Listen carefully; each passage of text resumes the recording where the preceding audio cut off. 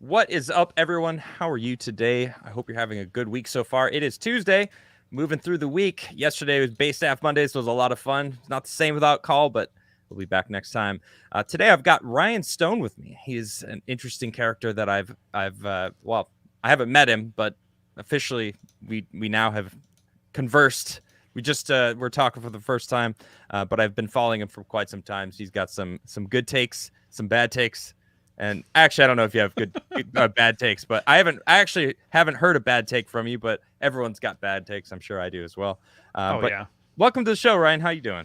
Dude, thank you for having me. I'm doing well.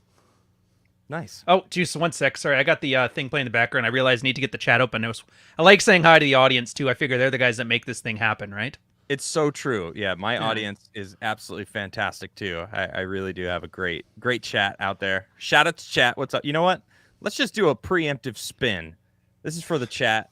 This is the UFO that I stole from Tim Pool. Quite proud of that. What the heck is he doing with that Planet 9 saucer dish? I don't know. Technically my wife stole it. She always gets mad at me. She's like, I stole it. I'm like, all right, fine. Yeah. She went upstairs and grabbed it and brought it down to my desk when I was still there. And I was like, oh, nice. I've got the UFO. And she's like, yeah, I got it for you. So, dude, best war trophy ever.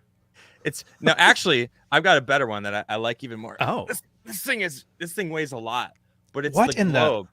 So this is a globe that actually is encased in like a plastic ball. It looks really crazy when I do that. It's throwing me off. I thought it had some weird like Doctor Strange thing going on because it was like not moving. Well, I got magic powers. No, it's one of those UV spinners that'll spin. But these two items were the only thing on the Timcast desk when I was on that show, and I ended up with them in a divorce. So I'm pretty happy about it. You know. It's the only divorce in my life so far. You took half of his accoutrements off the desk. No, so unjust. Family court's gotta go. Oh, I mean, I got the spinner thing. Oh, this is just a keyboard duster, whatever. I got it all. I got all the goodies from that desk. I hear they have a fake UFO now, an imposter. They got a new one to spin. Well, that's all right. At least you always know he's going to be second best when it comes to the UFO trinkets. Oh yeah, it's true. I hear that they actually acknowledge that it's an imposter. So respect where it's due. Just makes me laugh. I wish I should have brought, like, I'm Canadian and I see you got the American flag. I should have represented. I feel like I've let down my country on this one as well. Although I do have the shadow box from the old military stuff, so at least there's something. Oh, there you go. Yeah, I actually have a dope shadow box. You can't see it. It's right there. It was sent to the Timcast news team. They flew a flag in a military operation for us, and I definitely took that as well. I'm like, well, America, you have to. Well, I walked in the room and I'm like, I'm taking this, and they're like, oh, and I'm like, yeah, and then I just left. I didn't wait for a response. I was like, yeah, this is mine.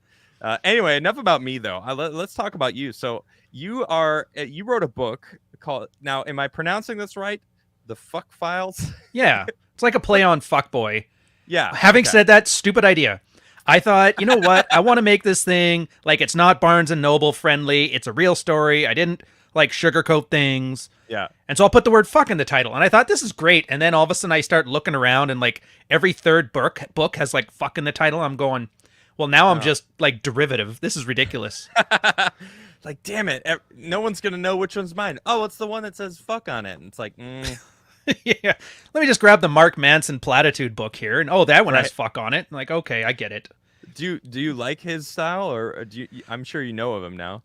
Yeah. Well, we kind of came from a similar place. Like, the reason I kind of do what I do, I fell into it by accident where I was used to be in the military. I left the military, went to do corporate stuff, left there, wanted to write a book. But the whole point was, do you know who Terrence Popp is?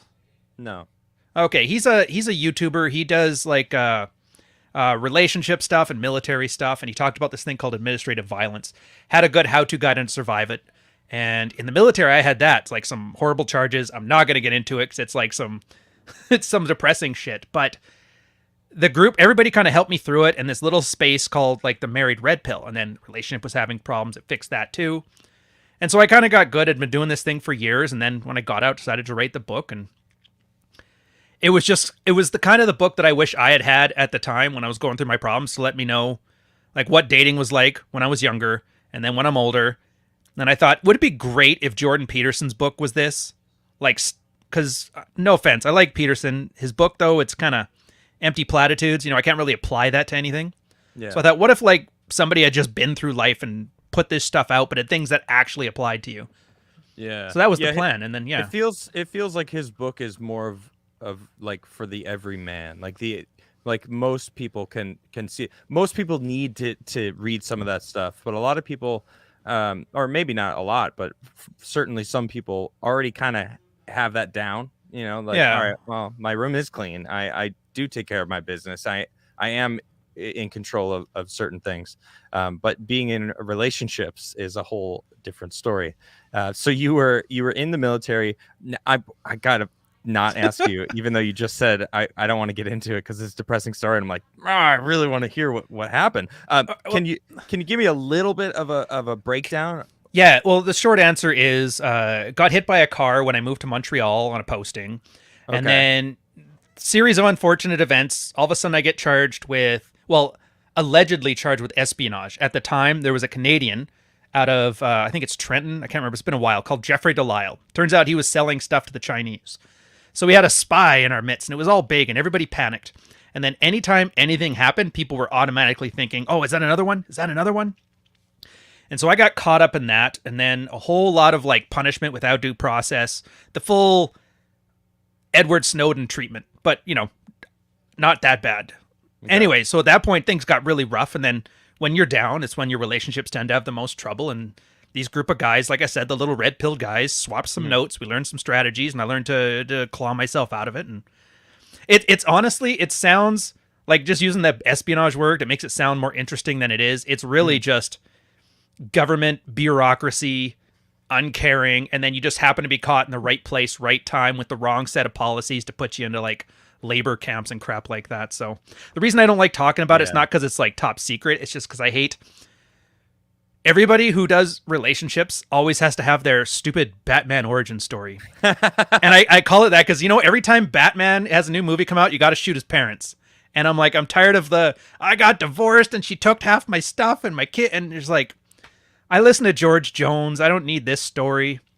And so I hate when guys kind of lead with that. It's supposed to be like some kind of badge of honor and you wear your victimhood like a badge. I just don't like that. I'd rather focus on the solutions.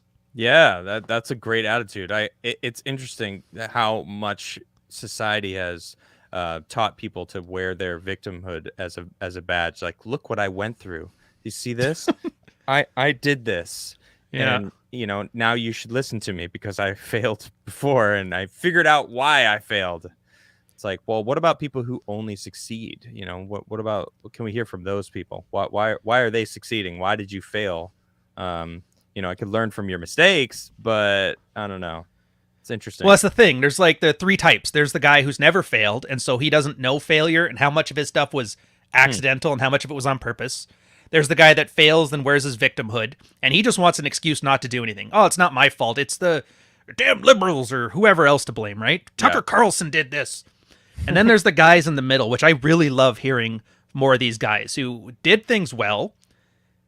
Hardships happened, and then they picked themselves up by their bootstraps and got through it. So then they have the self-awareness to know what worked and what didn't, because they've seen failure and success. And the problem is that's a very rare sliver.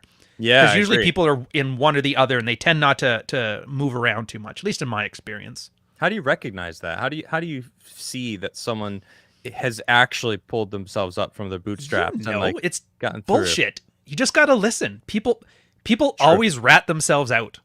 Like, how many times are you on Twitter and you see some, alpha man? Oh, dude. Sorry. We'll get into that. But yeah, how many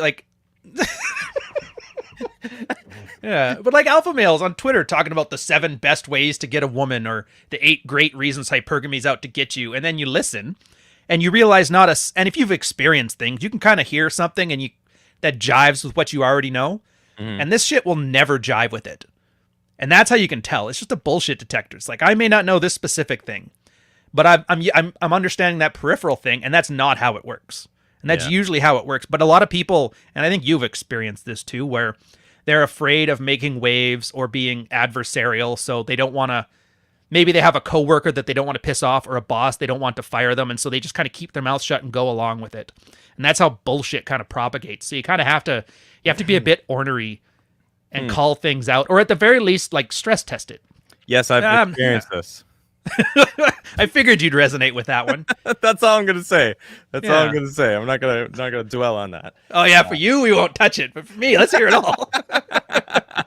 I see how we're working here. All right. Hey, I'm interviewing you here. All right, this is not about my life. It's about your life. Yeah. So you wrote a book about that, about essentially. Well, let me just further. Do I have it? Yeah. Well, here, like the easiest thing, and it's kind of. There's a story to it, which is 15 different stories of. Oh, yes, the other part of the story is that when I was in the military, I had like a 180-day sailing schedule. So I had no time at home. I couldn't date. Basically what you would call an incel nowadays. And I thought, you know what? I got two choices. I can either figure something out or I can just like chronically jerk off. And I'm like, I don't like that. So it ended up finding like a mystery DVD, like pickup artist stuff. And I'm like, all right, this is whatever. It's it's a game. It's like training wheels. And it was good. So at first when I wasn't successful, I could at least still have fun with the process. It turns out there was a bunch of things I could have learned as a kid to be more attractive that I just didn't because, divorced parents, everybody knows these kind of stories, why you weren't as good as the natural soccer player in high school or whatever, right? And then it started to become fun. And then, so I did 15 stories that kind of taught me something about it. For example, chapter 1 is when I used to be big on like how many girls have you slept with? What's your body count? I always had to remember the exact number. And then I met a girl who I'd already slept with. I'd never met. I didn't even recognize her. And I'm like, okay, so like, what does this number matter if I'm not even going to remember? And so it was more about not letting my ego drive my goals. Or the second one, the first time a girl cheated on her fiance with me. And that kind of red pilled me to women more than anything, where I'm like, oh, that's kind of all that sugar, spice, everything nice, but everything there kind of had a lesson to go with it. Or did you know she was married before you guys slept together? Not until midway through, when she started telling me how great he was. He was such a great man, and I'm like, wow, you guys were sleeping with each other mid thrust, man. It was the weirdest, most surreal experience, and the worst part is, wow, I had a shift tomorrow. I had to be at work at 6:30, and it was like 5:30, and it was about a 45-minute drive and walk to work. So, and in the military, if you're late, you're screwed. So I'm watching my clock. I'm worried more about whether I'm going to have time to shave. And she's telling me how she's ruined her whole life. And it was just the guilt. Once I had time, yeah. But it's one of those things. You have time to reflect on this, and you realize, like, I learned more from that than any of the girls that have ever cheated on me. And it's not a nice lesson. It's not an easy lesson. But I'm like, this is something you're not going to get. No offense to Jordan Peterson, because he's just not going to write about that. He met his high school sweetheart. He doesn't swear. Right. And I'm like, this is one of those things that I wish somebody had told me. It's raw, it's honest, it's kind of disturbing. But, I mean, enough guys who have read it going, yeah, I've had that moment. Now, you've mentioned Jordan Peterson a couple times now. Is there? It's not like I'm not hearing like animosity, but it's like, what is it? What is it with Jordan Peterson that you? It's not like you have a chip on your shoulder, but there's something about him that. Well, I know. Honestly, he's the reason I started writing. Okay. Like he had an essay, he had a thing from his teaching days on how to write essays. And I'd only written military stuff, which reads like, incomprehensible garbage. So he kind of got me started on that. It's more so the ideas. I find there's a lot of ideas, and he's a good example, I find, because most people are just bullshit peddlers, but he's sincere enough in what he does, which is the only reason I like to reference him often, right? Like Rollo Tomasi, another one, same thing. But with Peterson, there's some things that I'm like, I get what he's trying to do, like, Judeo-Christian ethics and morality, but at the same time, in the trenches, it doesn't really apply so much. So it's not him, it's the ideas. But at the same time, I don't want to just like dunk on the guy because he's part of the solution. Like he's on the right side, he wants to do the right things, and so it would be a disservice to just be like, just to dismiss him. You know what I mean? Mm-hmm. Yeah. And at the same time, it's entirely possible that he's right and I'm wrong too. So you kind of got to give. Like, he's earned his stripes, but at the same time, it doesn't mean I'm going to disagree with everything. Okay. Is that a good way of explaining it? Yeah. Kind of got rambly in the middle. Well, it feels like, there's certain things that he's not addressing that he could. But He's one guy though. He can't do everything. yeah, exactly. You know, he's targeting a certain amount. He's targeting the core of a lot of issues, I think, on this planet. Like when I hear him talk, he oftentimes repeats himself. Well, obviously not in the same interviews, but amongst the many interviews that I've seen him talk, you know, he tends to reiterate certain things because the problem's not going away. And as long as that base problem is there, he has to keep hammering people's lack of accountability, like all this stuff. Yeah. And he talks about. Totally good. Like here, I'll give you an example. I'm going to compare him to another guy. The audience might not know who he is, Rollo Tomasi. He's kind of, they call him the godfather of the red pill, but he was kind of one of the original authors of it. And we can get into that because I know there's a lot of different opinions on what it is. So yeah, but just put that aside for now. Peterson's thing is like responsibility is like what gives men meaning, and that they should strive for more of it, right? If I'm getting that correct. The problem is without authority, responsibility is just slavery. And that's the Rollo Tommaso side, which I tend to agree with. Let's say you want to be the patriarch of your family, or you want to be the man that's in charge. But are you really in charge, though? Like legally, the girl can leave at any time. She can take anything with her. You know how the divorce can go. Kids are automatically, for the most part, in mom's side. The MRAs have been talking about the same stuff since the 70s. So just taking on more responsibility isn't really a cure to the problem. It would be nice, but there's no authority to go with it. And so that's kind of what I mean when I say there's some of the ideas I disagree with. Not that it doesn't sound good or I didn't wish that it was that way, but it just, practically speaking, doesn't work in the environment we have now. I see.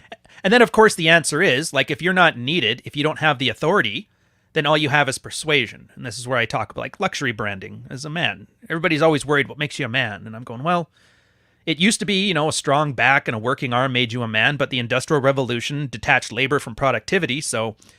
You know, I bring home the bacon. Well, so can she. It's $3 at Walmart. Who cares? So what else is left then? And all that's left is being something that's wanted. As a, like, and I use soybeans as a reference. You know, soybeans are like $1 a ton or whatever. Yeah. But you call them edamame beans, throw some salt on them, you can charge $10 a plate.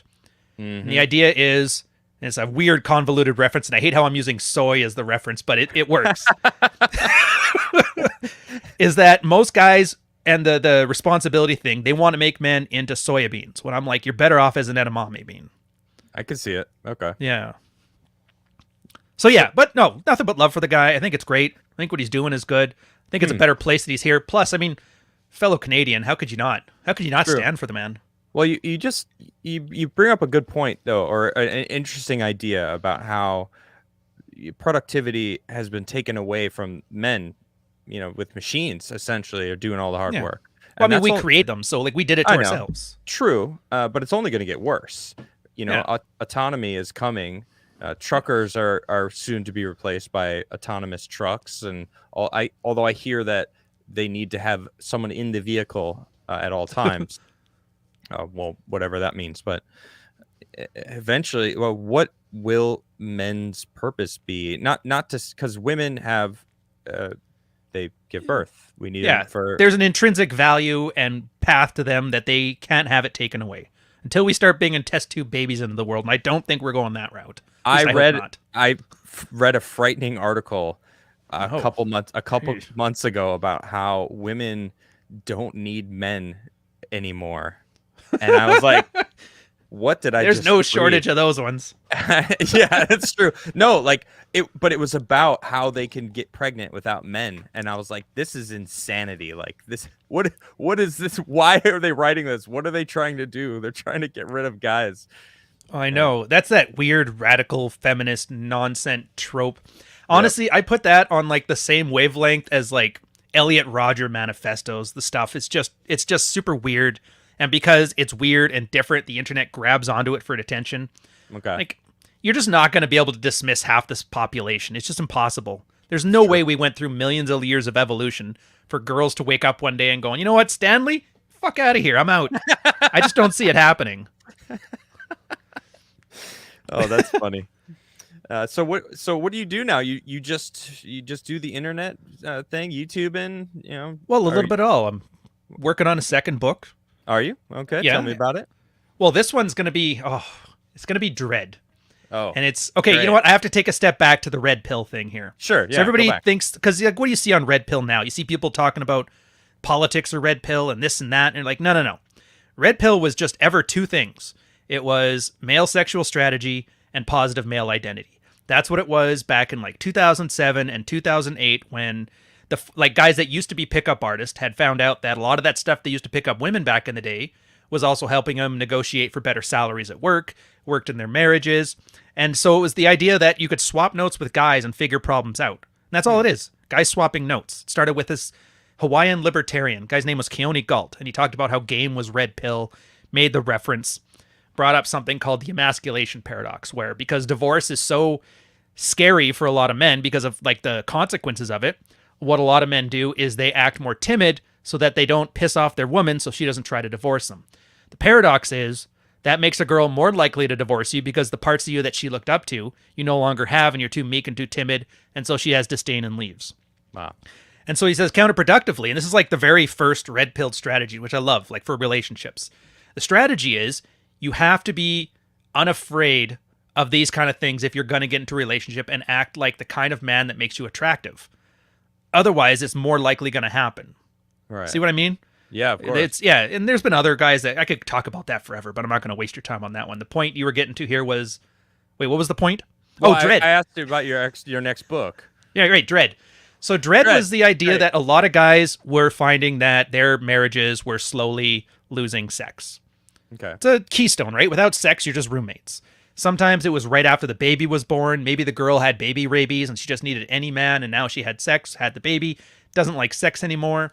Maybe the guy gets fat, lazy, unattractive. Maybe like there's a whole bunch of different maybes. And so a lot of guys were like, there's no way I should have to live 40 years of life here as celibate. There's no way. And so they started swapping notes, and Dread Game describes the concept of all the different things that went into that. And it's part of it is becoming more attractive, and then the other part of it's being less unattractive. The name of the book is Dread Game? Is that? I don't know what the name of the book is going to be. Oh, that's just the working title. But that's the name that everybody used it for because it's adversarial and it makes guys think like, I can get revenge on my wife with this. Yes, that'll teach her. And that kind of gets them in the door like a Mott and Bailey. And then when they get there, they find out, okay, the reason it's not working is because maybe you're codependent and you're too needy. And the girl starts to see you as more of a codependent or a child than of the husband who's running things. Maybe it was just simply you got out of shape. Maybe, and you try to avoid things like maybe you just picked the wrong woman because women are women. They're all the same. I mean, I don't want to say they're all the same, but like there's no Madonnas and there's no whores. There's no Morlocks and Elis. Women are women and they tend to respond to similar things. Okay. So if you tend to be attractive, like what I talked before about luxury branding, right? Mm-hmm. Be more attractive, have strong boundaries, have some assertiveness, physically good, like simple things, dressing, hygiene, fitness, a game, being able to be charming and persuasive and string together a sentence, have where you're at a dinner party with a whole bunch of single chicks and they all ask him like, is he married or is he free? Like a wife hearing that thing realizes, oh, okay, so I have a kind of a prize. And you take all this stuff together. And if the marriage has any chance of being a good one, this kind of stuff fixes it. And then sometimes it doesn't because, you know, girls are people. They don't have to want to be with you. And sometimes the girl still leaves the guy. But then once the divorce happens, he's not one of those tragic cases that runs his car in the garage sealed up for half an hour and takes a long nap, you know? He can end up finding love elsewhere or finding things elsewhere. And that's really what the whole thing came down to. And it was weird as I started doing it. You realize that guys are at the point now that nobody's helping us, which, like, who cares? So you have to kind of be your own therapist because the APA's already said traditional masculinity is like a disease. So, like, you're not going to get help there. You have to be your own workout fitness coach because the other guy's just going to put you in CrossFit and help you get injured. It's not helping you. You have to be your own everything, essentially, and you learn how to do it all yourself. It's that frontierman, pick yourself up by your bootstraps. And it's great because it's not anybody making up stuff that sounds good or it should be right or this is what the Bible says. It's just like you can feel one way or the other about it. But 800 guys have done this. 500 of them had success, and the 400 that did, or 300 that didn't, was because of these reasons. And so it gives you at least an idea of what the future holds if you take certain actions vice other actions. Well, that sounds a lot. That sounds a lot like stuff that Jordan Peterson talks about. Yeah. That's like I said. It's mostly about like the in the trenches stuff that I have any disagreements with on some of his points. So right. But it's interesting. Yeah, 10 years of research in there. It's cool. Oh, that and did you do it yourself? You talking and bringing it up, Well, or are you just gathering it all? I'm gathering it all. I was part of the community. It was like there was Reddit, there was blogs, a whole bunch of different areas, and that's how I know a lot of the people that you're going to be asking me about later. And so it was just hundreds, thousands of guys on the internet swapping notes about stuff in various places. I was the one of them, going through my own hardships too. So, and then you just take the stuff, you put it all together, you try to add a structure around it. So if somebody has no idea about any of this, how are they going to find it? And then, hopefully put a banger cover on it. Something as nice as the thumbnail, because I've been hearing everybody's loving your thumbnail game lately. Yeah, that's to my homie. I don't know if he wants to be named, but that's a good buddy of mine who's been doing my thumbnails for me. Nice. We had a thumbnail. Another YouTuber reached out to me and was like, "Hey, I noticed your thumbnails are, need a little update," and I'm like, "Thanks." Ouch. Hey, I look at it constructively, and that's how I take it. It's fine, and they have been awesome, and I love them. So shout out to my homie who's making my thumbnails. Hail the thumbnail guy. Yeah, Magnum Express said in chat. Okay. What was I was going to say before the thumbnail conversations? Jack. So it does, no. I do want to ask you about Jack, because that seems to be how you met him in those circles. It doesn't seem dread. It doesn't seem right. Dread doesn't seem like the right term for that, because it isn't. Okay, because you said dread, and I'm like, all right, what is this going to be? But it really, that's more inspiring. It's like people need to care about their own lives and worry about themselves a little more, and not let other people fix it for them. And I think that's such a widespread problem amongst so many different issues. With today is this thought that someone else will fix it for me. Someone else will do this. And as soon as you do that, you lose the responsibility yourself. And that goes with everything, politics, especially relationships. And I'm seeing that, and it needs to be changed. We need to change that. We need to get people to care about their own personal bubbles that they're in and do it themselves, instead of letting someone else tell them that I'll do it for you. Just buy my book. And that's the thing, because you're right. But here's the thing, and this is why it was called dread. Okay. It's because guys in this phase, like if you're in a marriage, you haven't had your sex in years, those guys are angry. They're pissed, and they should be.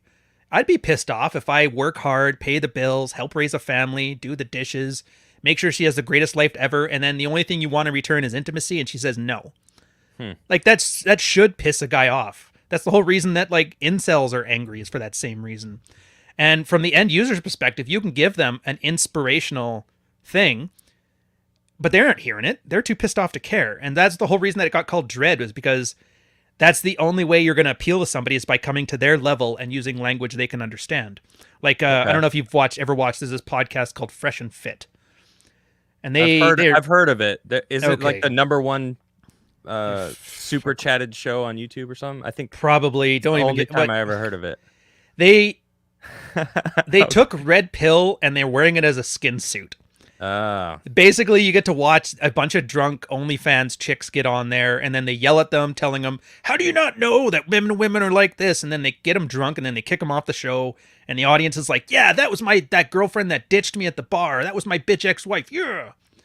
That's what resonates with those kind of guys. And so you have to do this weird thing where you want to be accurate, but at the same time, if you don't add any anger to it whatsoever, they're just going to assume you're I think somebody was goofing around about that in the chat, some goofy men's club trying to sell you on happy-go-lucky, liminal order masculinity bullshit. So, that's why I don't know what to call the thing, because you're right, it's juvenile and it's edgy, but if I don't have any edge to it, then it's not going to appeal to the kind of person who can get the most benefit from it.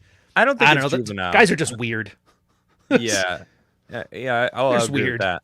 So you mentioned the liminal order. I am curious what you think about that. So you mentioned that you were in different circles, and you also mentioned before we went live that you had met Jack before this whole thing long ago. It was right after his Democrats to Deplorables thing. So I knew him.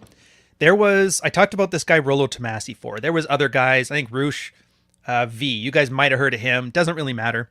And Royce. And they were all pickup artists in DC, like Washington, DC. Jack Murphy was part of those guys. Mm-hmm. So he'd like been really old school. And I'm like, oh, that's kind of neat. Yeah, I remember this.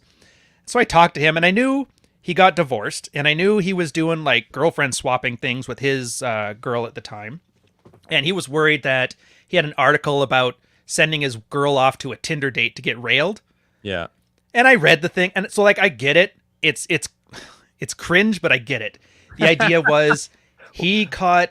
Please explain that then. Yeah, he caught like a really hard attachment for his wife to the point that during the divorce, it caused him severe emotional distress. Okay. It's what's supposed to happen when you fall in love with somebody and they don't love you back, right? I get it. So his plan, and this is the part that I'm kind of on, was so that never happens. I'm going to have her get railed, know she's getting railed, and then I'm going to be okay with it. And that was his way of kind of dealing with it, which to me, it seemed a little excessive. But, you know, it's your life. Do what you want. You think? Yeah. Well, here's the thing. I can disagree with it. The one thing about Red Pill that's nice is you try to keep it amoral. If there's something to learn from it, there's something to learn, even if you don't agree with the way he's doing it. Okay. But he was worried about that getting out. And I'm like, dude, why don't you just own it? Like, he wanted to become more traditional and talk about his branding. I'm like, look, I get it. You have a wife, you have a kids. Everything that a traditional man wanted to do, you did it all. Yeah. You've got it. You've won the badge. Now, if you want to live out the rest of your days as some like goofy degenerate, I think you've earned it. But just own it. Don't sit here and be embarrassed about it and hide by it. And that was my advice to him. Yeah. Obviously, you see how that went. When did you give him that advice? I'm curious. Oh, like 2018, maybe 2019 at the latest. Yeah, we had talked about this early on. Well, he didn't follow your advice. No, and I actually talked about this yesterday because my buddy Andreas was saying, you know, like we got to give everyone the chance to, you know, face their problems. I'm like, he's not though. He's not owning it. If he just owned it, I would say, all right, thank you. Finally, you owned it. That's what we want. That's what everyone wants you to do. But he's not. He's trying to blame the internet for bringing up that cuck article that is what. Well, yeah, and then what's he do? He yells at some poor little girl on those traditional Blaze TV. Yeah, you are here. Yes, and Sydney Watson, she's so nice. I've met her. She's such a sweet person. Very Jack's nice. Like twice her size. Why are you yelling at her on TV, you idiot? Yeah, even if you're embarrassed, like the optics alone, surely somebody in your head was like, dude, this ain't it. Exactly. So he did the opposite of owning it. You know, he lashed out at the person who was just reading super chat. She did not know what that article was. She had no idea. She was just, they read every super chat. She reads them just without even thinking. People get her to say the silliest things because they know she's just going to read it, you know, and she's Australian too. So she doesn't get like a lot of American references sometimes. So it's funny, you know, that it adds. Oh, it was funny. That's my running gag now. I love it because of that. And this other guy, I'll tell you about later. I call them like the $5 super chats or like current career enders. There was him and there was this other guy, Tristan Tate, same thing. Somebody sent a $5 super chat referencing me and he went on this rant for like 10 minutes about how I was not a real man. And it's funny because he's like, I'm a millionaire playboy. I'm like, I'm just some fucking farm boy from Canada. Why am I getting this much of a reaction from the guy? So I made it an advertisement for my podcast, which is awesome. That's hilarious. Yeah. I stand firm on this. I think jealousy is not a good look on anyone. No. Never. But I mean, whatever. The whole point, it's the internet. If you can get a bigger asshole mad at you, I have no sympathy for that guy. I mean, he was bullying Scott Adams. He was bullying Jordan Peterson, and I hate bullies. So I have no problem standing up to one. I don't care. I think that's what gets me the most about this. I hate, like Scott Adams, like Jordan Peterson, don't like him. I don't care. But it's like going out of your way to try to just bully him so you can look important on the internet. I just find it very distasteful. Especially when they're just trying to earn a living and do work, right? My grandmother taught me that. Never shit on a man who's doing honest work, right? I like that. Yeah. Oh, yeah. She was a hardcore Southern Baptist. Their family had come up to Canada from the railroad. So that's like a neat little thing. Cool. Yeah. So they were Americans or? Well, not the grandma wasn't. My great-grandma Jackson was. She came here. She was like in the 90s when she died. She was like 107 or something like that. So it was after slavery, but not so far after slavery that all the rules have been sorted out. Right. So she had to get out of here, as my mom explained. I don't know if it's true or not. She said she was about 13 when she moved, and that was when you're supposed to get promoted to the master's house. I don't know. It's a 100-year-old story. I have no idea how true it is. The dates are kind of like a little washy, but it's just that's how it was explained to me. Wow. So yeah, they came up here and they had a lot of like that American sensibilities. They lived in Alberta, which is like Canada's Texas anyway, and so yeah, just one of those things I'm grateful for that they kind of imparted on me. So thank you, America. Canada is going through a lot of craziness right now. We're going there. You talk about Canada. I've met a lot of Canadians that are from Alberta, and they're pretty awesome.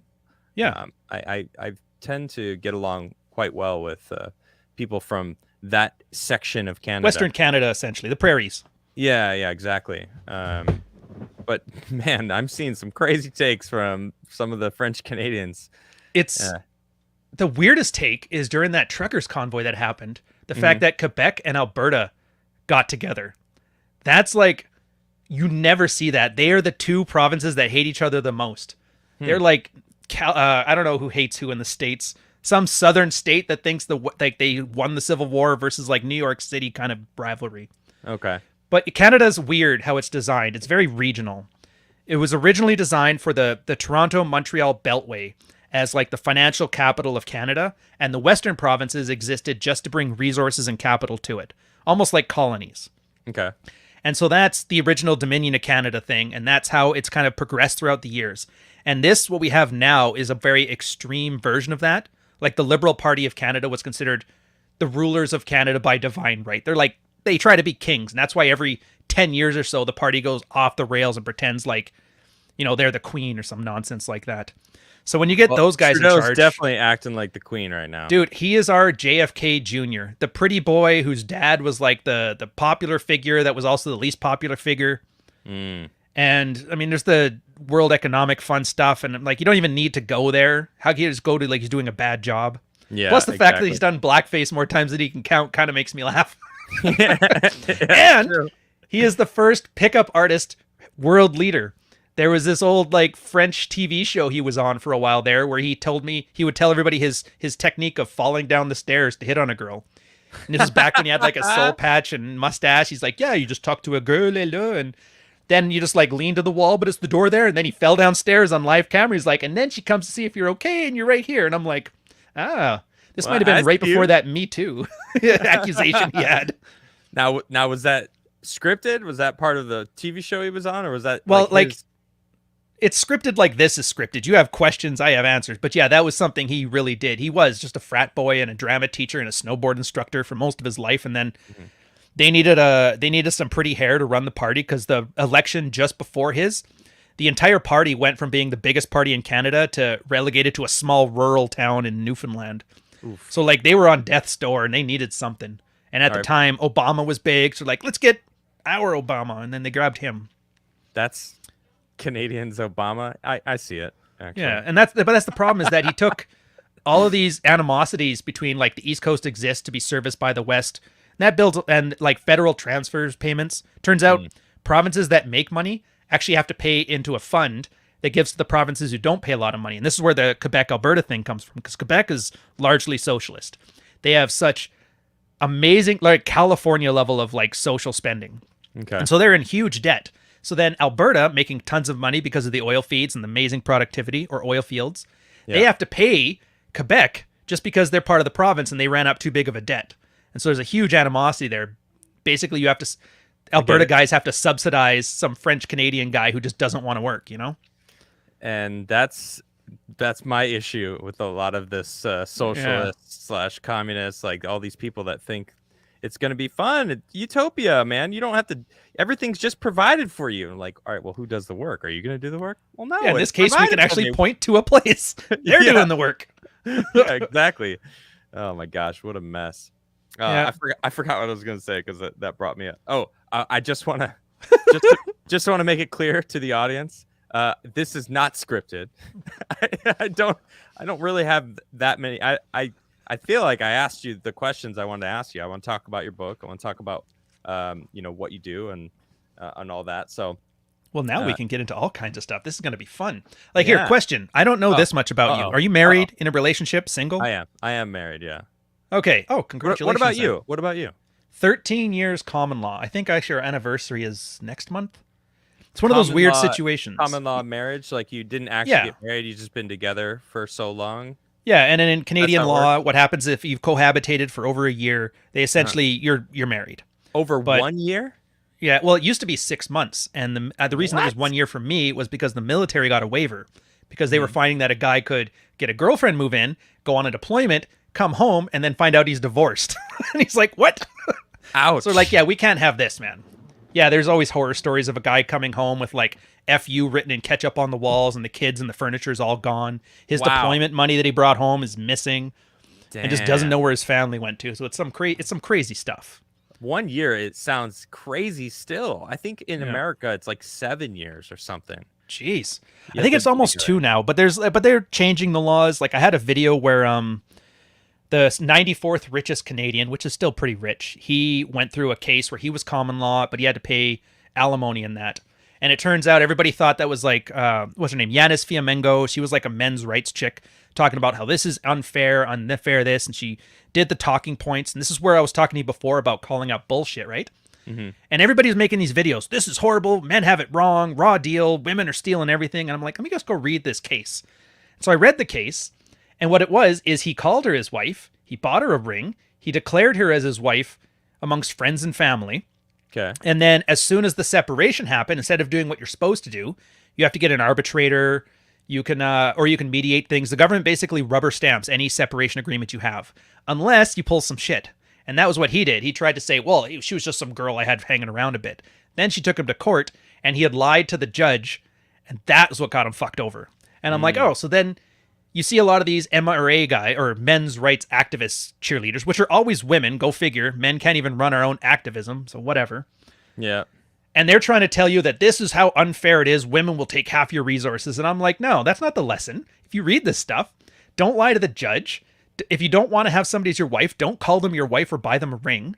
Right. And if you do separate, if you do things legally and well, and like do it as amicably as possible, things will go much better. But that's what pisses me off. You see all these people trying to do these alpha male things, this, and men's rights that, and they're just making things worse because they're filling people's heads with nonsense. And it's not even, you don't need a special legal, understanding to read this. It's like, I'm a layperson. If I can read a court document and pull this basic stuff out of it, anybody can. Yeah. That's what I love about this. I'm not special. I'm not some 6'4" world champion, millionaire, playboy, whatever. I'm a Canadian guy raised on a ranch in Western Canada, joined the military, average all down the line.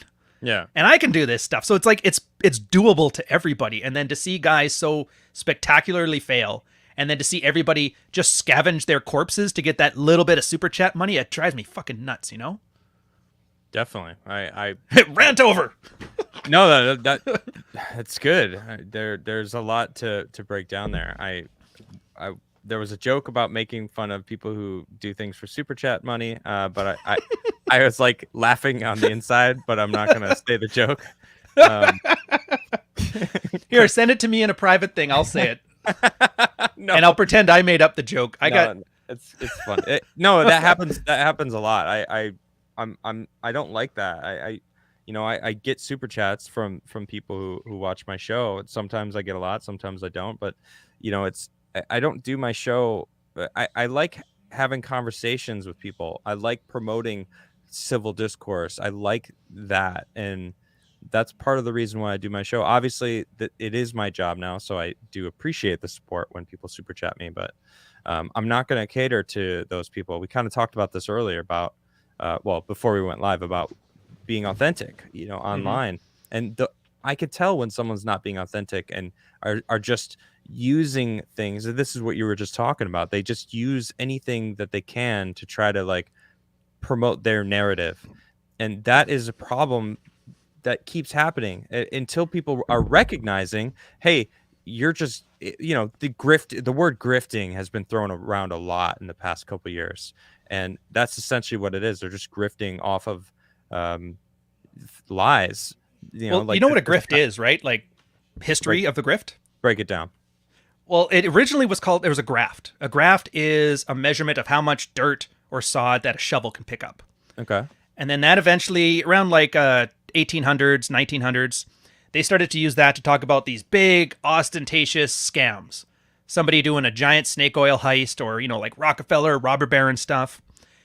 And then naturally, people are like, okay, so how about it's just somebody who does the smallest, laziest snake oil con ever? And then they just called it grift. So it's like a mini graft. So technically, yeah, a grift is just somebody who tries to get something from you, like a scam, or like through doing the least amount of work possible and not delivering what he was promised, which I love because that implies like the person is lazy. And I think you're right for a lot of these brand types that pander and they never go off script and they just go full kayfabe, is that ultimately they're lazy. They don't want to work for a living, and it takes too much work to learn a skill, even if it's just you holding a conversation. Say what you want. If you guys have ever run a podcast, keeping a 2-hour conversation going with somebody you just met is a skill, and it takes practice. I know you know what I'm talking about. Absolutely. Some guests are much more talkative. I had Robert Barnes on last week, and I feel like of all of my shows, I said the least. I said maybe 100 words, and that for a 2-hour show, 100 words, that's nothing. I was talking to Nisha, my wife, about it. I was like, man, I think I said, and she's like, yeah, normally you'd probably say like 1,000 or a couple thousand at least. I'm like, damn, really, that many words? And I guess I do. Well, I do talk. I'm reading something. I'm giving my opinion. I'm finding out what my guest's opinion on certain things are. A conversation. Yeah, exactly. But yeah, I'm enjoying what I do. I really do love having conversations. It's fun to hear people's takes on a lot of things, because I have my own opinions on things, and I hope so. I might not be right all the time. I like broadening my mind as much as possible. Plus, and I don't think having to be right is important as important as people think it is. True. Because being wrong is fine. Sometimes, like, it's subjective. What do you mean? Right for who, wrong for who, right? But if you can follow somebody's thought process, how did you get from there to here? Even if it is flat out wrong, you can at least see where he's coming from. Maybe there's an axiom he had at the beginning there that's totally errant, and then you can kind of go to that, and then you guys can work through that together. Maybe even though he is wrong, there's something, or you're wrong, the way you went about it taught somebody something, which gets you guys onto a tangent for something completely awesome. And it's that everybody's worried about being wrong, and they're holding steadfast to it. It's like being wrong is how people learn. How do you think the scientific method happened? Right. Everybody's just out there. Well, until certain events that we can't talk about, everybody was out to prove each other wrong, and they were psyched for it. And now you can't even do that. True. Well, it's more about recognizing that, I'm being I'm wrong. It's like you said, it's that process of understanding why I was wrong, or trying to be right. Like it's more the desire to be correct on things. Yeah, or that my judgment of you being wrong was wrong. It could go either way. That's true. Yeah, that's true. And this conversation reminds me of being on Tim's show, because I'm so sorry to hear that. No. It's a joke. I know. It's sad, but it's also a positive thing. I mean, part of the reason I think that show worked so well is because we didn't agree on things.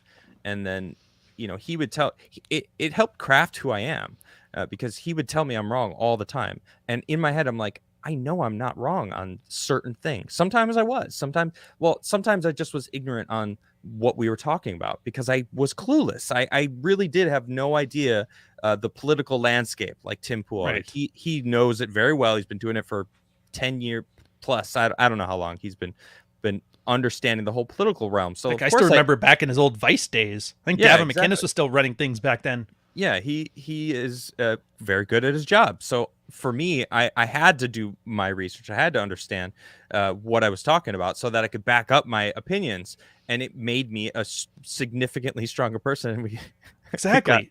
Not that you're like, that's funny. I agree. You're wrong. But to know why, you're wrong, or to why the other guy's wrong, and to articulate it, that's another skill set. And that's what made the show so good, though. It's because we were swapping notes. We were discussing.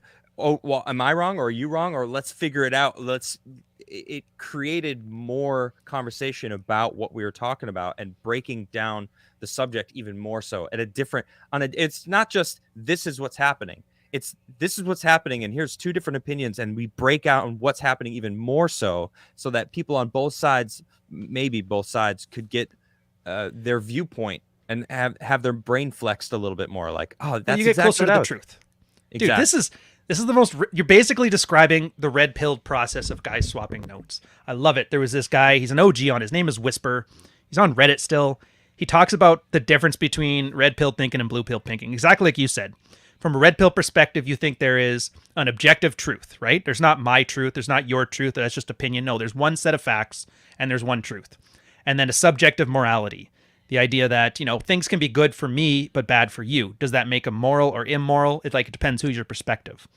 As opposed to what you're saying before, a lot of people who just double down on their brands and that, it's moral objectivity, where whoever is the most righteous person is the most right. And there's like a single scale. And that's where you see a lot with like the right and left thing in the States, how as soon as you call somebody a racist, they become the evil other, or, groomer, whatever the sides are picking for each other. You know what I mean? Yep. And then it's not so much like, are these ideas wrong? It's that, is this person morally inferior to me? Therefore I'm right. Which then creates like a subjective truth. And that's that's kind of where we get to these huge problems where guys are just living in these weird bubbles. Like Jack Murphy, great example. He had the bubble of his life and he wanted to be the paragon of morality. Therefore he was right. And I think that's why the cuck thing got to him so much, because that was like an attack on his traditional conservative morality. Right. So for him, that's like saying everything you've said is a lie. And I could see why he would lose his shit over that. But then I don't like how he used to call himself red pill either, because this is like one of the basic things you should kind of gotten through at this point. Where was I going with this? Oh yeah, but that's what I like. So when you're talking about it, it's good because it's not just me and some other goofy guys on the internet talking about our thing. It's not just you and Tim talking about your thing doing there, or you talking with other people in your podcast. It's like guys are figuring this out naturally anyway. So clearly there's something about it that resonates with men. And then that's the issue, is that men aren't a collective. Women tend to be more, communal. They worry about what their friends think and their family think. Guys are mostly individuals. Yeah. So you get all these weird balkanized groups all coming up with the same solution to similar problems. It's this weird convergent evidence, which shows that like we're onto something. I don't know how long it's going to go. I don't know how good it's going to get. I don't know what the limits are to it. If there's something that gets in the way, some Fermi paradox, I don't know. But I just like seeing it. It just means, and I hate to use the reference because it's so cliched, it means guys are waking up. Yeah. It's the only reason I can hang out in this space that I do and not want to just self delete and put a gun in my mouth, because there's so much cringe, so much.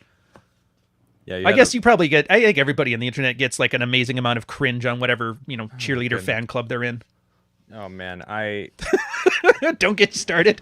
Well, you mentioned before the shit, you were like, you don't even need to put Twitter on there, because you shit post on there. I don't necessarily shit post on Twitter, but I'm rather spicy on Twitter.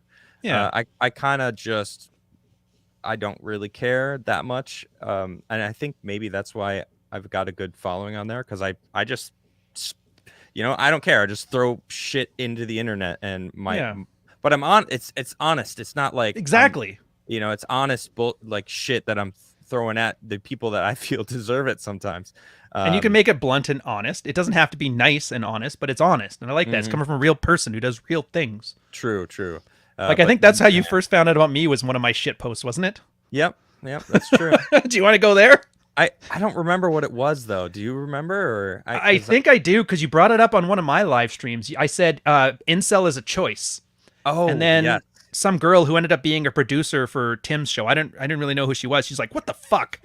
And then I'm like, "Oh, the only reason I know who she was is because that was a big account." And when a big account retweets you, you're gonna have just bile in your comments. I'm like, "Who are all of these nutcases?" Guys in there, it's like, "I was in the military and my dad used to beat me." I'm like, "Why are you telling me this? I don't even know you, dude." And then that's another reason why I have like problems with the men's rights guys, because there was this men's rights cheerleader account, a big one, like 100,000 people or something coming in there. How dare you? And then she had this guy who had a degenerative disease, like Mr. Glass. Remember that guy? His bones always break. Mm-hmm. And she added him saying, "You're going to tell this guy that too?" And I just realized, like, I was just like taking the piss, saying essentially most people aren't incel because they're incel because they just don't have the skills and they haven't taken the effort and they don't even try. So what she did is she had this guy who's crippled on speed dial. Every time she wanted to win an internet argument, she brought him out and trotted him out. And for him, it was like, this is attention. This is all right. And I just lost it on that one. I'm like, how dare you? This guy's got a hardship life and you're using him to get dunks on internet arguments? What kind of men's rights activist? And it was like some organization too, some blue check one. I got irritated with that one. And so, yeah, I'm like, I'm doubling down on this effect. It's getting the right people pissed off. Man, I have so much to say right now, but I can't. I'll say it. No, there's certain things that I know about Lydia. We're talking. Oh, is that what the girl? Is that who that was? Yeah, her name's Lydia. She was the producer. Like I said, I don't know her from Adam. She could be wonderful. She could not. I'm assuming she's just a normal, pleasant human being.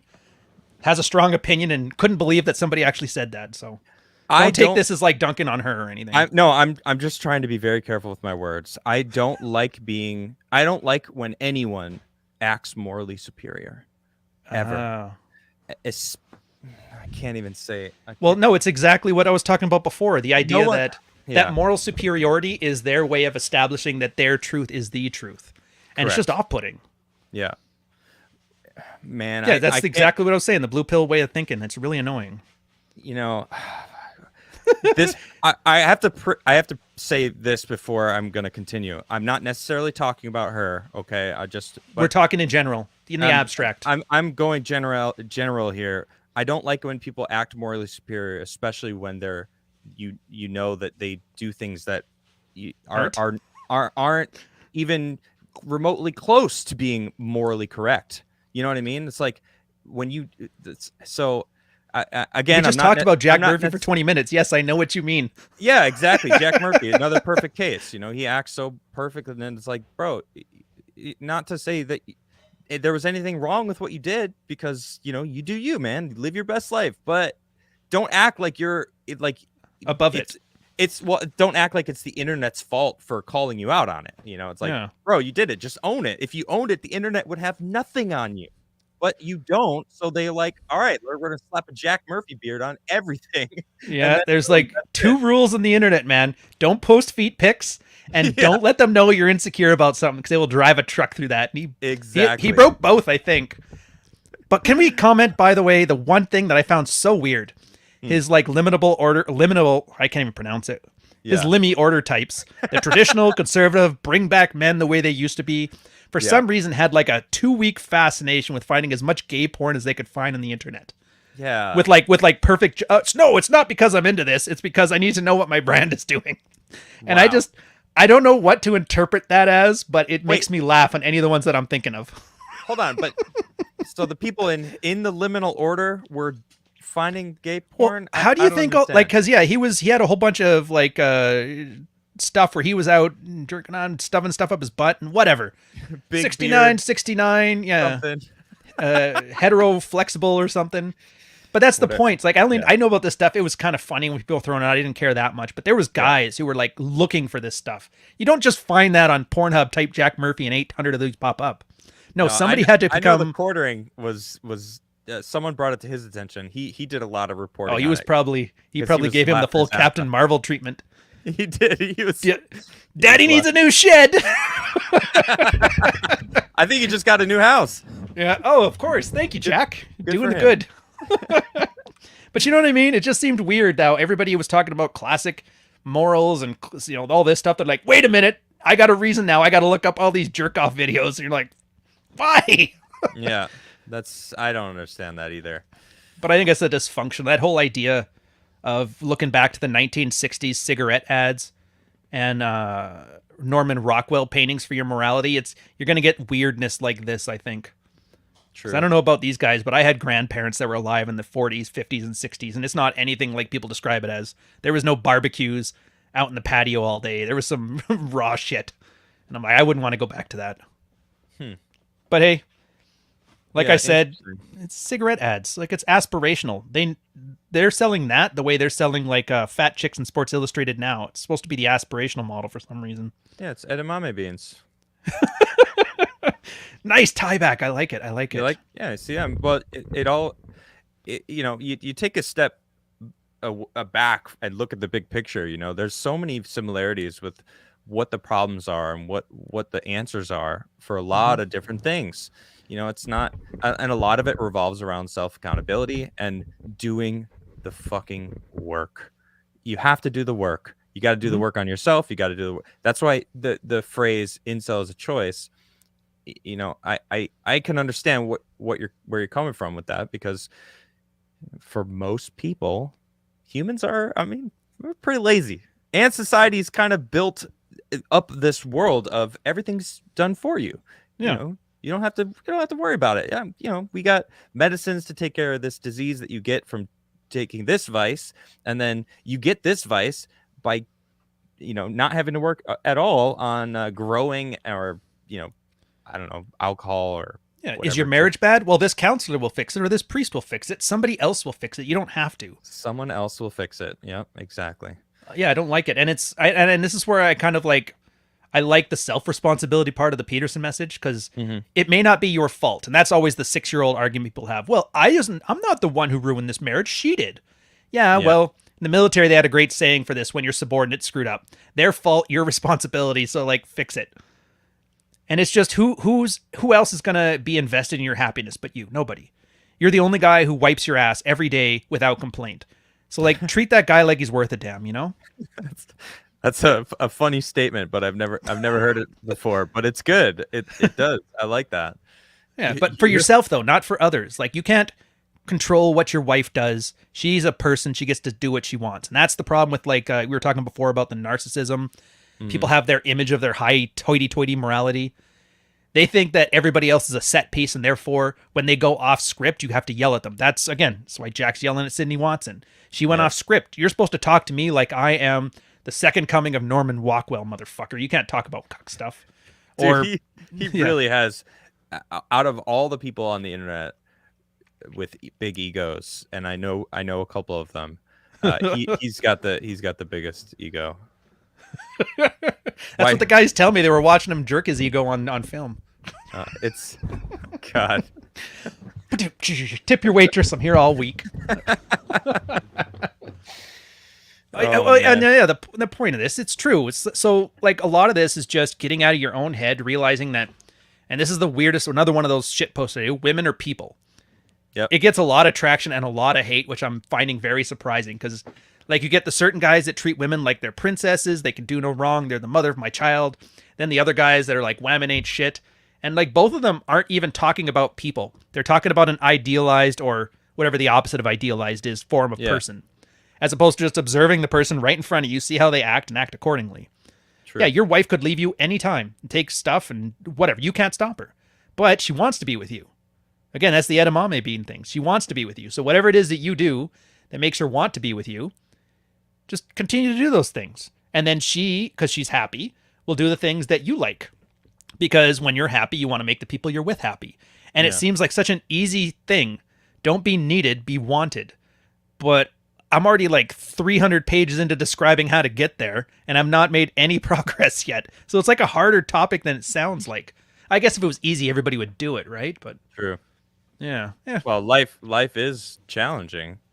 And when you live in a world where everything's taken care of for you, and then you have this whole generation. We're living in the time where the generation of snowplow parenting, the kind of vibe, they're adults now. Oh, I know. Right? And they're starting to make decisions for the rest of us, and it's like, oh boy, yeah. Remember that too? The argument where it was like, oh, you guys will see what the world is like when you grow up. They didn't think there was enough of those types to, like, take over, and you're like, oh, shit. They still don't know. This is not good. Yeah, it's so true. Man, imagine if, I was talking about this the other day. Imagine if a solar flare hit us and all electronics just went out, just gone, and didn't turn back on, for who knows how long it would. We turned into Luddites overnight. Yeah, let's say it took a year to get electricity back. Like, what would the planet look like? My goodness. What do you think the death count would be? I'd say easily bubonic plague numbers. Easily. Absolutely. Yo, and that's even with gas-powered tractors still working. I'd stay still. Yeah, exactly. It's like that people wouldn't I mean, it would be a zombie movie without the zombies. People would turn into zombies because they would become feral Yeah, because they would need to eat. Food would be gone within a couple months. easily. The elites would be in their little bunkers, although I don't know They'd if still they. run out. Yeah, I was gonna say if they have no electricity, then their freezers won't work, and I don't know. And armed guards still have families. It's great that you have a personal army to help you on your Bezos island, but those guys need to eat. That's true. Yeah, You exactly. think your millions are going to help you there? I don't think so. Your But that's money's what no like good, zombie movies yeah. were all about. Like the Romeo zombies, it was always like an allegory for societal collapse. And Exactly. the zombies were just a way to, because science fiction, it's always the problems of tomorrow or problems of today wrapped up in like the science of tomorrow, right? Interesting. That's why I loved zombie movies. I loved it. That whole thing. Yeah, I do too. Oh, you know what? This is a question that I popped in my head earlier, and it got lost in the conversation. You mentioned morality, and we kind of like talked about it a little bit. And I was talking to my guys yesterday. We have a show called Base Staff Mondays. Have a bunch of people come and join me, and we were talking about like what is moral, and I find that such an interesting question. What'd you guys come up with? Or wait, should you ask me first or do I ask you first? let me hear what you have to say. All right. What is moral? What is morality? The best I can explain it, as far as I can explain it, is it's just rules of engagement that everybody agrees to.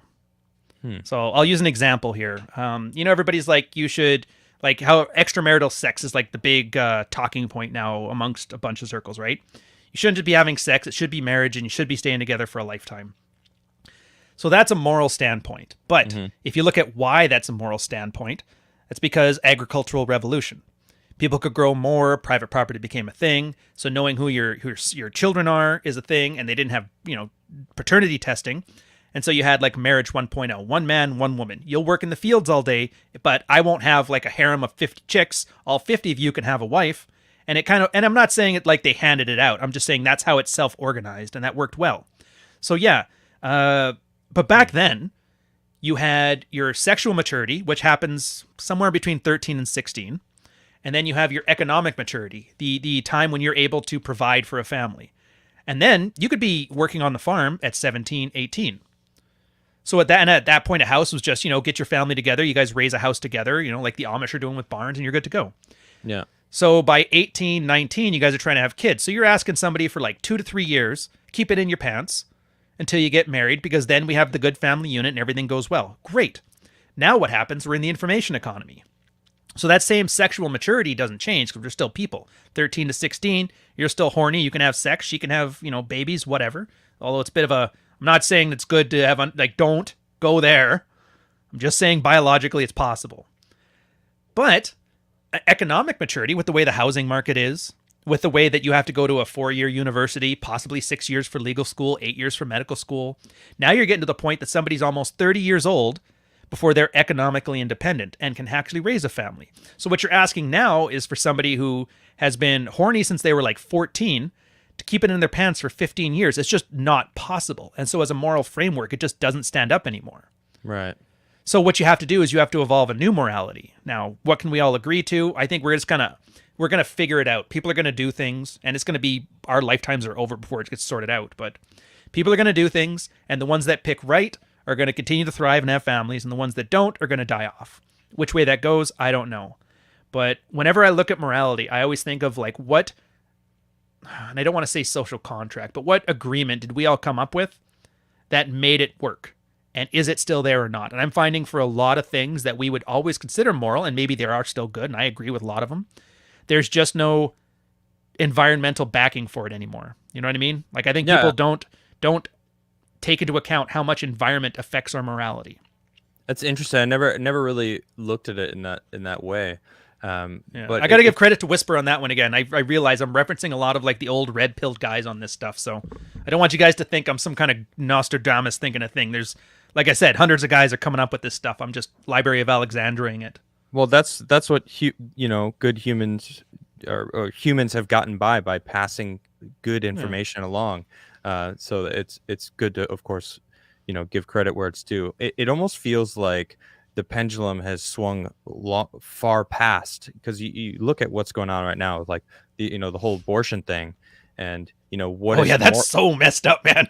right. Holy jeez. Well, but look at so what you just explained is like how it used to be, and then we have to come up with this new morality, right? So we changed it to like, all right, well, you can have premarital sex, but make sure you wear rubber, so you're not bringing a child, getting pregnant. And then it's like it kept swinging, and now they're like, well, I just want to have sex and not even worry about it, and then they're now Yeah. using abortion as birth control, and instead of you're supposed to use it to not get pregnant. And then they're like, you can't even, how dare you even, say anything? You're a guy. You have no say in what's going on here in Am my I though? body. Last I checked, there's a new system out where I can be whatever I want to be. So maybe I am. See, Maybe I'm not. I can have a say. I see a lot of people making that joke. I'm not trying to like, it's goofy, but Oh, I don't take it seriously. So go ahead, do what you do. well, yeah, it's playing by the rules. It's giving them that inch that they want. It's Agreed. When you recognize that and you're like kind of toying with it, you're also basically allowing them to win this battle that there's more than two sexes. There's two genders. There's only two. There's men and women. There's only straight, bi, or gay, or lesbian, gay, whatever. It's the same shit. You're attracted to the same sex. Like that's it. That's it. There's so that's the sexual orientation. And it's okay. I don't care if you're gay. Like you can be gay. That's if you're bi, you can be bi. It doesn't bother me at all. It doesn't affect my life. But it's they're trying to change everything, and it's dude, the swing of the morality. And there's no functional reason for it. That's the thing I think Correct. you're noticing. And here's the thing. Who knows? This might end up being the one that nails it and becomes the new morality. Maybe. I don't think so, but it's possible. At the same time, it's going to be like 10,000 years until this all gets sorted out. So we're not going to be alive for it. So we just got to deal with what we got now. And I totally agree with you on that one. Personally, I don't like the entire argument because we're talking about a rounding error. Like that's the size of the population that we're giving this inordinate amount of attention to. Right. 0.018 or something like that. It's like, do I want to dictate financial policy based on the habits of furries? Probably not. Not making a moral equivalence. I'm just saying there's that few of any of these types that we're talking about. It's fun to talk around the edges. And this is another thing that I try really hard to, and I kind of regret that we even kind of like digressed into this. The center of the bell curve is where all the good work can be done, I think. Agreed. Like it's where normal people are. You're probably like me. You had some premarital sex beforehand. It was fun. No real consequences because you took protection, or she took protection, or the both of you took protection. You found somebody, you guys hit it off. Either you happened to in a relationship, or one day you guys got drunk. She started crying how she didn't think you loved her, and then you said you loved her to make her feel happy, and then a year later you meant it. Now you're together, and here's how you're going. And thank God, no, I have that's my story. Oh, I'm sorry. I meant that would be nice. Yeah, but you know what I mean? Like it you find a way to evolve into these like stable relationships as a normal person anyway. Yeah. And most guys go there. And so I find it's a distraction to talk about the abortion 8 days after the kids are born, or, which bathroom do you get to go in? I'm like, who fucking cares? Like if you run into the kind of girl that treats abortions like birth control, she's probably, what do they used to call it? She's for the streets. Like there's something about her that you're going to date and you're going to instantly know like something's off about this crazy broad. People don't just have one crazy opinion. They usually come with a collection. That's true. And so so what's my opinion on these things? A guy shouldn't have, it's great. But the kind of person who has a strong opinion on this tends to have a bunch of really ornery personality traits that I don't want to be a part of. So I'm just like, first date, thank you very much. You can spend the night if you want to, but I'm calling you a cab in the morning. Right. That's about as far as I take it. And I think a lot of people would do themselves a disservice if they would, or do themselves a service if they stop paying attention to the circus and start paying attention to just keeping it out of your life. Because the internet was bad for that. We spend your whole life after high school getting rid of all the bullshit people in your life, all the high school guys that weren't going to be nothing, all the bullshit uncles and aunts that you want nothing to do with. All the assholes are out of your life now, and you've worked up, and now you're an adult, you're in your 30s, that's great. And the internet gave everybody a backdoor to come back in and to bring their crazy friends. And so now we have to like restart again as if we're 13 years old, finding out which guys from high school do we not want to associate with. Yeah, starting with the goths. Yeah, the internet is such a blessing and a curse. I talk about it often because we as a society are still trying to acclimatize ourselves to Yeah. it, to this hive brain, like you said, like I put all these people out of our life, but the internet has kind of said, actually, Yeah. everyone can still see everything you do because you're putting it online so they can see it. Yeah, and everybody's bored, so the crazy ones are the most interesting, so they get inordinate attention, and so you just end up. It's weird. You let them in the back door, and you give them a neon sign. It's like I don't think we're ready for the internet yet. I'm not gonna lie to you. I don't think we're there yet. I agree. I think certain people can handle it, but I don't think it's for everyone. I think the internet is driving the people who were teetering on the edge of going crazy. They're going crazy because they can't. A lot of people don't have the social skills in reality, let alone being able to handle the internet. Right? Oh, If you God. don't have good social skills, which I mean, we're losing as a society. People are getting worse and worse. There's like almost 10% of the Japanese population is shut-ins. They don't even want to go outside. They have a term for it. The herbivore men, yeah. The Hikagari, I think, something like that. Yeah, something like that. And it's interesting. I'm like, well, that's not just Japanese. I mean, I'm pretty sure most people or most countries have a large contingent of people that don't want to go outside, that don't want to socialize anymore because that people are marrying sex dolls. Like it's it's crazy. Like where we're at right now. I don't get that either. I've talked with one of those guys who had one. Turd You flinging talked monkey. to somebody? Yeah, turd flinging monkey. He's like a MGTOW guy, a men going their own way. He has a sex doll called Celestina. She has an Instagram page bigger than mine too. I'm actually a little bit jealous. And it was funny because like everybody, he got on with a bunch of guys. Like you don't know if you know these names or not. Like Donovan Sharp, Rollo Tomasi, Rich Cooper. They're like bigger YouTubers. And they're all just sitting there ranting about morality, and I'm looking at it from like a practical angle. Like we're in an uncanny valley now. Like I just don't get that. It's, you know what I mean, where like you start off something is very stylized and cartoonish. We think it looks good. It starts to get more realistic. Eventually, it reaches that point where it's more creepy. Yeah. Until you get perfect representations, and we're in that real creepy area right now. So for me, I'm like, if you wanted to get one that looked like, remember Heavy Metal magazine back in the 80s and 90s? Yeah. Oh, I used to love that. And there was like always sex bots on there, but they were like chrome and cool looking. I'm like, if you were talking about something like this, I may not agree with it, but I understand it. But why are you in this uncanny valley area? Yeah. And I don't think he'd ever heard of that. He's used to just people yelling at him and calling him a degenerate or something. So he didn't really know how to answer that one. He's just like, so it would be better if I had, and he literally brought up a Heavy Metal magazine cover. He's like, this? I'm like, I could understand that. He like had it right here. He's like had to brush the cum off of it real quick. Yeah. But yes, like I'm not, it's not for me. I'm not against it, but Yeah. I just find the way it's being implemented kind of underlies a more important problem. Like a therapist I was talking to, like not professionally, just, talking to on Twitter.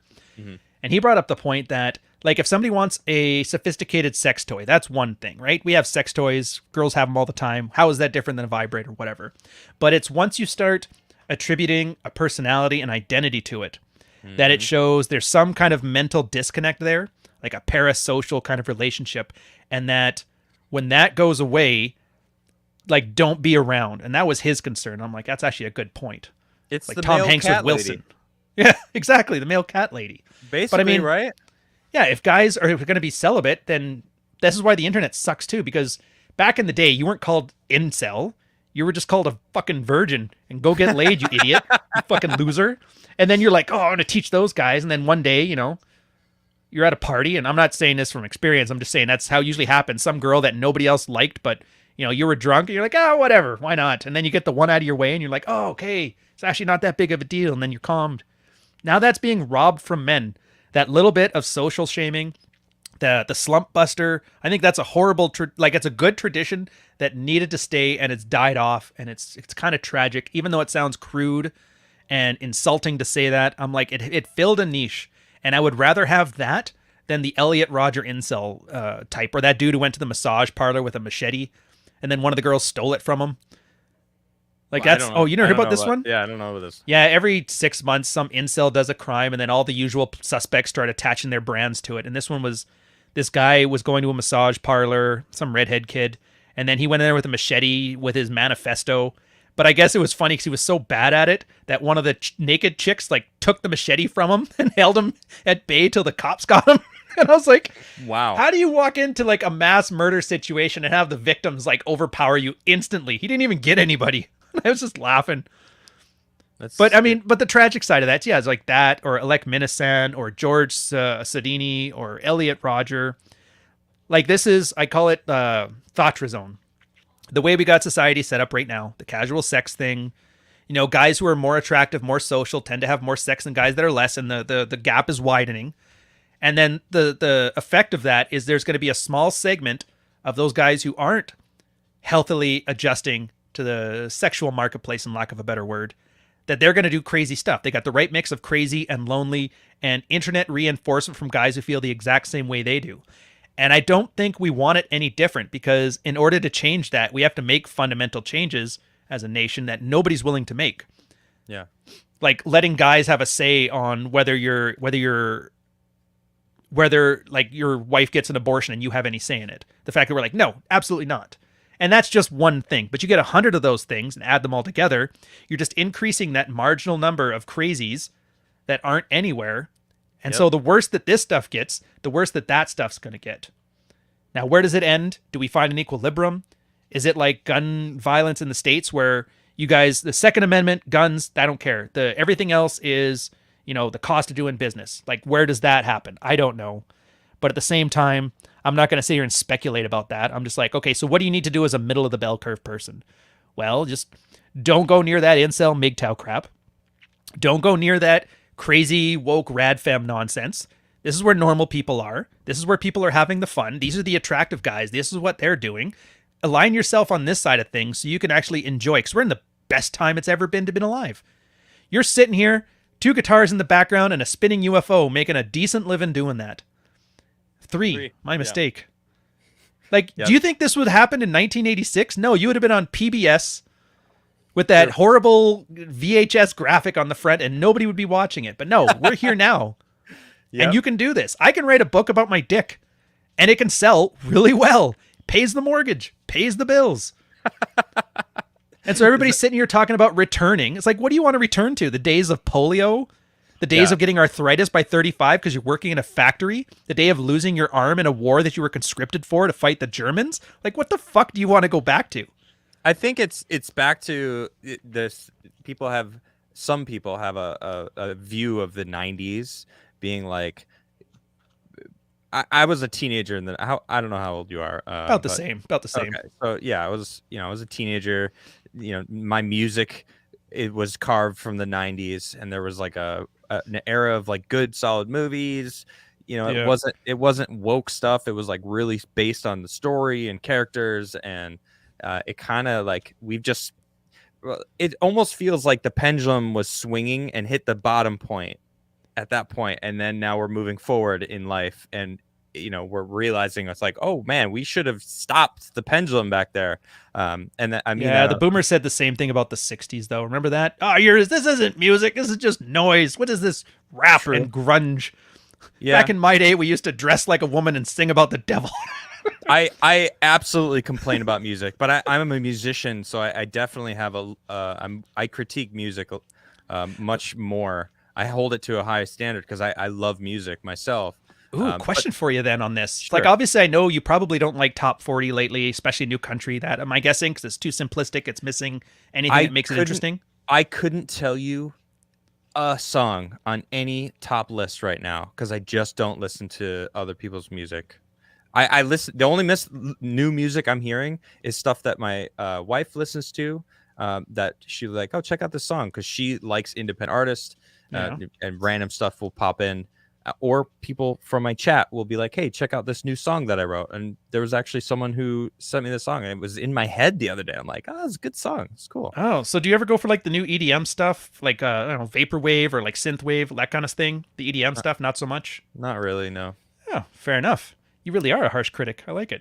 Yeah, someone made me a beanie because one thing on only one beanie per podcast, Adam. When I was on Tim's show, I actually I see it. Hold on, I'm gonna grab it. It's right here. Oh dear Lord. I'm not gonna put it on, but I someone made this for me, and it's "Make America Greater."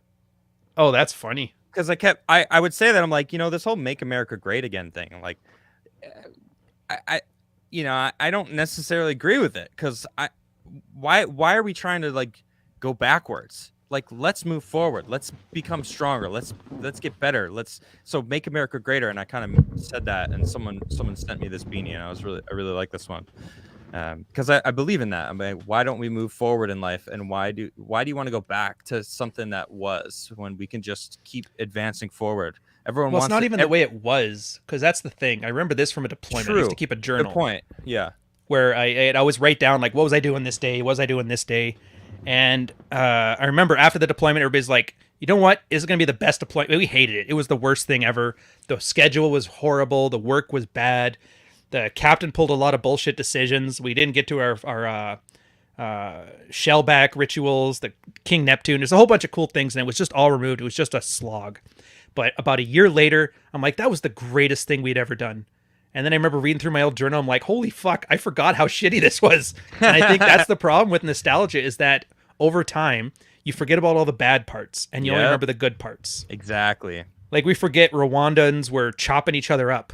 Congo had a 20-year civil war around that time. Bill Clinton was like bombing stuff. Oklahoma City, like the Columbine, like 90s weren't, I don't think they were as great as we remember. Well, but we don't remember that. As a kid. I look back, I was a kid, and also every time you remember something, you're not remembering the incident yourself. You're remembering the last time you rememred it. That's how it works. Oh, so, I've heard that. Yeah, and your body kind of has to remake the memory every time. Yeah, and if nostalgia, if you want to remember something positively, which is what people tend to do, they look back and they might make it a little bit more positive. Like you're playing a game of telephone with yourself, and eventually, like, it was an amazing time, like that. It's what you just experienced. And then you read about your journals, and you're like, "Holy shit, that really did suck, man! Yeah. I forgot about all the shitty things that I had to go through to get through that." Yeah, the '80s were a better time. I'm like, if you weren't in East Berlin, sure. Yeah. They had a bit rough. They had it a bit rough. It's a good point. Yeah, it was a good time to be alive if you were like in a positive suburb in a nice town in America somewhere. While they're running through nuclear drills, get under your desk. We got 6 minutes until the world ends. Did you ever have to do that? No, Canada for some reason just didn't. I'm not sure why. Although most of my teachers, I was from like a really small town. Most of them were just high all day, so they didn't really do math either. Okay, I didn't have. But maybe that was our defense. We're so far out, like nobody's gonna nuke this place. They need the trees. I was in the middle of. I was in the burbs of Chicago, and I remember doing. It was a they had the siren going, but we were told it was for tornadoes, and I didn't believe it actually, and then a tornado actually hit our town. Oh, no and way. I was in a tornado. It was crazy. It ripped the tree out from my front yard. Holy damn. Yeah, it was a crazy You're doing the thing where you guys have that one cellar with like the 2 wooden doors and you're just down there with a lamp? No, we had no basement. We were you just fuck it, we'll go live. Well, no, we were huddled in the middle. So the way my house was, there was like it was a T. It would go down and then split, and there was like a closet in the very center, right at the end of the hallway, and it was basically at the core of the house, and we were all like in that closet because it was like, I mean, if it was going to start taking parts of the house, like that's the last one. Yeah, it was the last place that it would have gotten to. So we were, the tree was out. It broke my dad's car looked like that, the tree in the middle of it. And we actually, I'm not gonna lie, that's the first time I've heard a story where the parents locked the kid in a closet and it had a happy ending. So pretty cool. Well, my parents were in there with me, so I don't know, a little different. Probably. Also a story with a happy ending. Yeah, that's true. Yeah. Oh, you can take this so many ways. Here I am. You're telling me this traumatic story as a kid. We almost died, or everything was there. I'm like, hey, it's a good thing you didn't get diddled. You're like, fuck. Yeah. Honestly, it's a good thing. It's true. Yeah. You're not wrong. It's true, but why are you saying it? Why does your head go there? That's okay. Oh, but no, it's the internet. You guys need some entertainment. We're sitting here talking about intelligence and thought and morality and that. Every now and then you got to throw in a little closet joke, keep you guys happy. Hey, it's a must though. It's a must.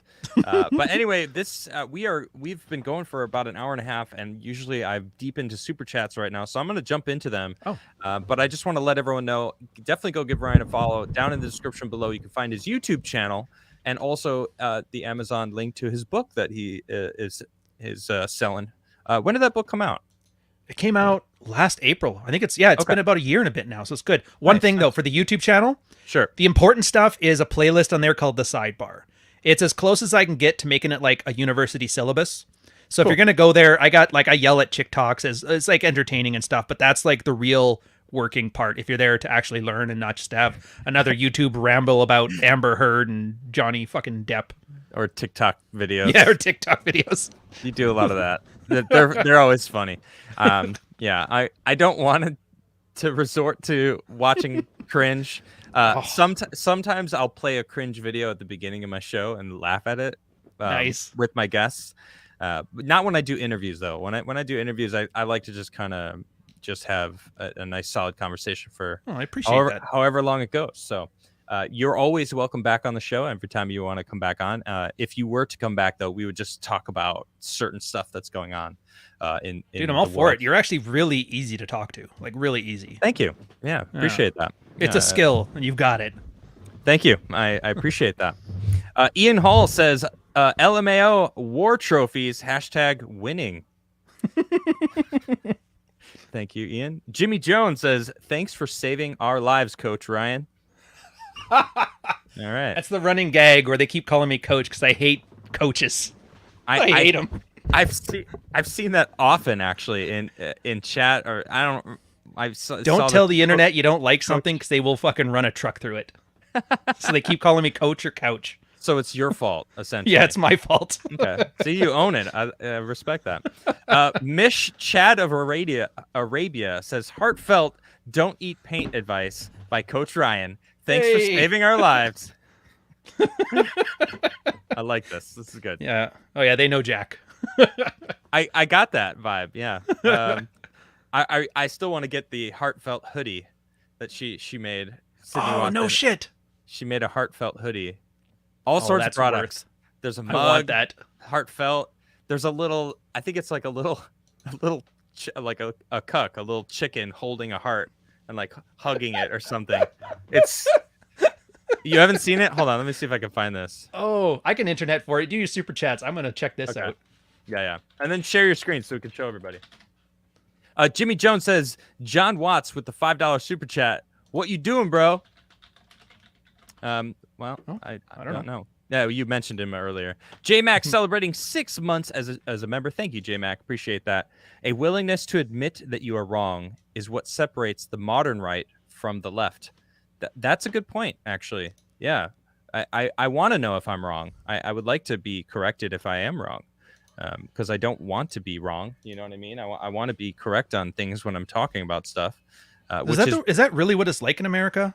Like what I see on TV and Twitter, like is that what it's like? Or is it mostly just it's only on TV? No, you mentioned the bell curve a couple times, and you mentioned specific groups on either side. Mm-hmm. It's not just those groups that are on either side. It's the same thing as what you're seeing on Twitter. It's like there are these people that feel the need to get their message out. Oftentimes are on either side of that spectrum. I feel like most people in the bell curve aren't even on Twitter, don't even care about social media. They're too busy working. They're too busy enjoying their families, living their lives, So I don't know. I might be wrong. Feel you. It makes sense. It makes a lot of sense that I'm wrong though, but I just, that's how I feel. So did you find that? Oh, you did. I did. Isn't That's that great? awesome. little smiling. All those different colors. They accept everything. I think they did Bitcoin. Dude, that's brilliant. She's smart. Yeah. She didn't do this. I would have. Yeah, she's great. Yeah, awesome. Captain Ridiculous Awesome Sauce says, it's not about the money. It's about sending a message. Oh, that's Yikes. It's classic. I should have read that differently. Not Tim says, I agree, Adam. You're wrong. Classic. Not Tim moves. Love you. Bobcat says, so how long did you spend in the closet, Adam? Oh God. I guess I deserve that until the tornado left. All right, and my life was safe. All right, I was like, never. I'm not gonna dwell on giving you guys more details to Serves talk you about. right for having a sincere moment. I know. It's like it passed like over my house. It was a tornado. I was in a tornado. You guys have dirty minds. You too, Ryan. I guess I did. Yeah, fair. It's your own fault for having feelings. What can I tell you? Damn it. Damn me and my feelings. Oh, man. Well, that was a lot of fun. Thank you for joining me, Ryan. No, thank you for having me. Like I said, we will do this again. Definitely. Yeah, absolutely. All Oh, Darth Vader just celebrating 7 months as a member says, morality isn't immutable. Morality today is the same as yesteryear. Just people's sin nature gives people more flexibility to do as they please. I don't know. Working the Sabbath seemed to have gone away quite a while ago. That's true. Yeah, I don't know. I don't know if I agree. We are. It's very clear that it's shifting. Maybe not for you or for certain people, but for the general. Maybe I can't even say the general public. For certain people on the internet that are screeching about what they need to do and you have no say in what they do. It does seriously feel like their morality levels is changing. Or shifting, sliding really fast to the left. Or for him, for this too, murder is wrong, but what if you're in war? Now it's cool? Or it's like if we've been very kill you subjective. first. Yeah, well, self-defense too, exactly. We're very, very bendable when it comes to our morality, I'm finding. Right. As long as we have a good reason. Yeah, exactly. All right, well, that's my show. Everyone, thank you very much for tuning in. Ryan, it was a pleasure talking to you, and thanks for joining. I'm looking forward to the next combo. For sure. All right, everybody. I will be back. I will be back tomorrow. I think I'm gonna invite Call on the show because he got his power turned back on 10 minutes after the show yesterday, and that's why I think it's a conspiracy to keep him off of the show. So I'm gonna bring him on and we're gonna have a conversation if he's available. I don't know if he is, but anyway, everyone, have a great night, and I will see you all next time. Good night, everybody.